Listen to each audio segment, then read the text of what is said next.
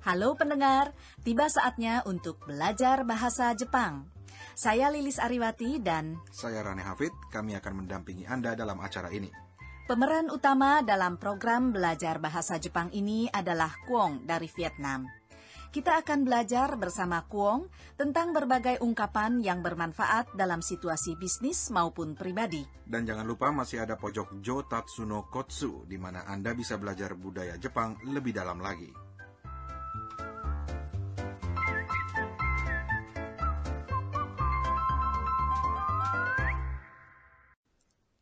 Nah, pendengar, hari ini kita akan belajar cara mengucapkan ya dan tidak dalam bahasa Jepang. Ya dan tidak bahasa Jepangnya hai dan ie kan? Betul. Jadi ketika ditanya sesuatu, apa bisa kita jawab dengan hai atau ie saja? Wah, Rane, kalau cuma dijawab dengan kata itu saja, percakapannya habis dong sampai di situ. Coba dengarkan dulu ungkapan dasar hari ini yang artinya, ya, saya mengerti. はい、わかりました。 Iya ya, ketika kita minta tolong dan mendapatkan jawaban ini, kedengarannya membuat hati kita lega gitu. Betul. Hai artinya ya. Wakalimashita adalah bentuk lampau dari kata kerja wakalimas yang artinya mengerti. Oke, mari kita dengarkan dulu percakapannya. Ibu Yamada yang bertugas memandu Kwon menerangkan proses pekerjaannya dalam sehari. Ketika mengecek jadwal hari ini, tiba-tiba dia menyadari bahwa hari ini ada rapat penting. Nah, inilah percakapan mereka dalam pelajaran ketiga kali ini.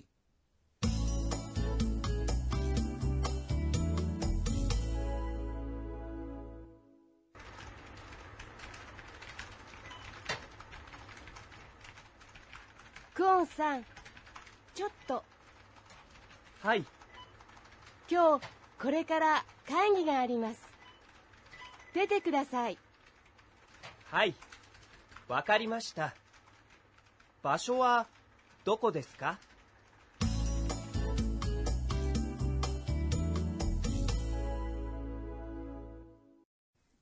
Nah, bagaimana pendengar? Apakah Anda bisa menangkap ungkapan dasarnya? Mari kita bahas satu persatu. クオンさん、ちょっと、 Kwon, ada waktu sebentar? Ibu Yamada memanggil Kwong dengan tambahan sang di belakang namanya menjadi Kwong-sang. Chotto biasa dipergunakan kepada teman atau sesama rekan sekerja. Kata ini tidak begitu santun kalau diucapkan kepada atasan. Chotto secara harfiah artinya sedikit. Dalam percakapan tadi, chotto merupakan kependekan dari chotto jikan wo kudasai, yang artinya berikan saya sedikit waktu Anda. はい、 Artinya, ya. 今日これから会議があります。 Hari ini ada rapat, mulai dari sekarang. Kyo artinya hari ini. Korekara artinya mulai sekarang. Kaigi sama dengan rapat atau pertemuan. Ga adalah partikel yang menunjukkan pokok kalimat. Arimas merupakan kata kerja yang menunjukkan keberadaan, hanya digunakan untuk yang bukan makhluk hidup. Untuk makhluk hidup seperti manusia, binatang, dan sebagainya, dipakai kata imas. Misalnya untuk mengatakan ada Ibu Yamada.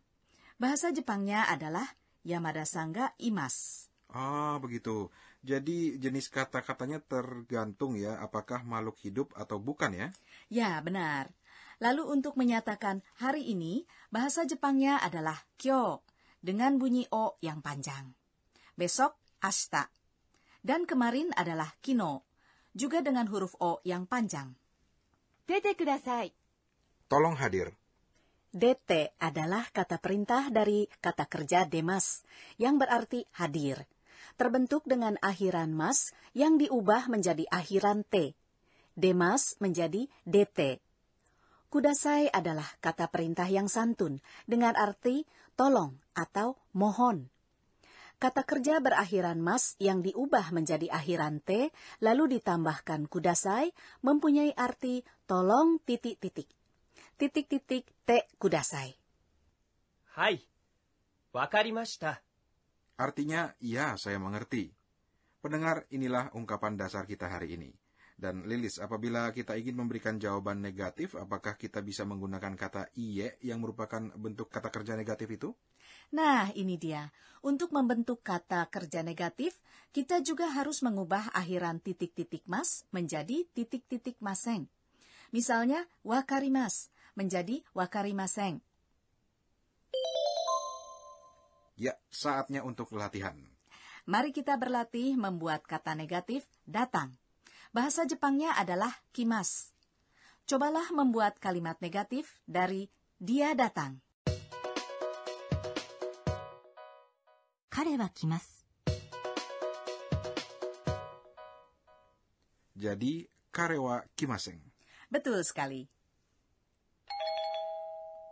Oleh karena bentuk negatif adalah dengan mengubah akhiran mas menjadi maseng, maka dia tidak datang bahasa Jepangnya adalah karewa kimaseng. Mari kita dengarkan lanjutan percakapan mereka. 場所はどこですか？ Tempatnya di mana? Basyo artinya tempat. Dalam kalimat ini yang dimaksud adalah tempat rapat diselenggarakan. Doko desu ka artinya di mana?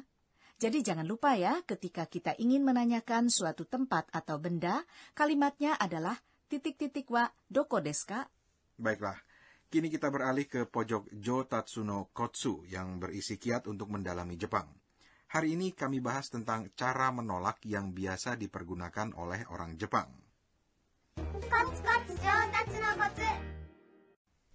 Bangsa Jepang sangat mementingkan keharmonisan hubungan antar manusia. Untuk itu, kita berusaha menghindari cara penolakan yang tegas karena dapat mempengaruhi hubungan baik selama ini. Misalnya, ketika kita ditawarkan makanan yang tidak kita sukai, maka pertama-tama kita harus memperlihatkan penghargaan atas tawaran tersebut dengan mengucapkan arigatou gozaimasu, yang artinya terima kasih. Lalu setelah itu barulah kata penolakan yang sifatnya mengelak. Chotto artinya Kata chotto ini berguna sekali karena bisa dipakai untuk memanggil orang dan juga bisa dipakai untuk menolak. Ungkapan yang tidak langsung ini sering dipakai dalam dunia bisnis. Demikian pendengar pojok Jotatsu no Kotsu. Kini mari kita latihan sekali lagi ungkapan dasar hari ini. はい、わかりました。 Kini mari kita lihat lagi tata bahasanya. Tadi kita sudah mempelajari penggunaan kata hai untuk menjawab atau mengkonfirmasikan hal yang positif. Sementara untuk membuat kata kerja negatif adalah dengan mengubah akhiran titik-titik mas menjadi akhiran titik-titik maseng. Lalu untuk menanyakan di mana adalah titik-titik wa doko desu ka?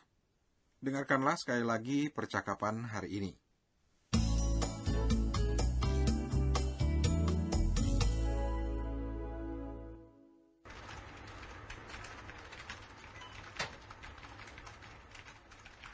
クオンさん、ちょっとはい、今日これから会議があります。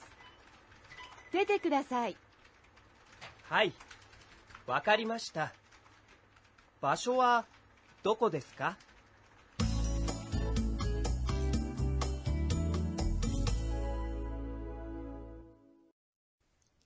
Dan jangan lupa ya, inilah kata-kata yang penting untuk diingat. 今日、 Hari ini これから、 akan segera 会議、 rapat あります。